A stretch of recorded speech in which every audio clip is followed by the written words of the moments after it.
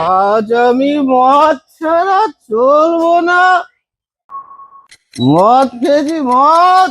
জামাই, তোমার এত বড় সাহস, তুমি আমার বাড়িতে এসে এর হুজ্জতি করছো, আশেপাশের লোকটাকে বলবে নাকি? হ্যাঁ শাশুড়ি মা, বেশি কথা বলবেন না। আমি কিন্তু আপনার বাপ মা তুলে কথা বলবো এবার, তখন ভালো লাগবে তো। বেশি কথা বলবেন তো আপনাকে আমি ঘাট ধাক্কা দিয়ে বের করে দেবো। তুমি আমার বাবার বাড়িতে দাঁড়িয়ে তুমি আমার মাকে ঘাত ধাক্কা দিয়ে বের করে দেবে? মা, আমি এর সংসার করব না।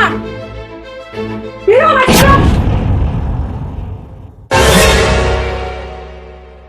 সাবাস সাবাস, আমি আজ মদ খাইনি, এই মদ খাওয়ার অভিনয় করছিলাম। তাই তো ভালোই জোর হয়েছে তোমার। এইভাবে ধাক্কা দিয়ে আমার বুড়ো বাবাটাকে তুমি বাড়ি থেকে বের করে দিয়েছিলে বলো? হ্যাঁ, তুমি এখন বলছো আমার বাবার গায়ে গন্ধ। ওই বাবাকে দিয়ে তুমি রান্না করিয়েছো, ওই রান্নার খাবার তো তুমি খেয়েছো, তখন তো গন্ধ লাগেনি। আর এখন বলছো আমার বাবার গায়ে গন্ধ তোমার। কি জামাই, তুমি এ কি বলছো? তোমার বাবাকে ঘাট ধাক্কা দিয়ে বের করে দিয়েছে আমার মেয়ে?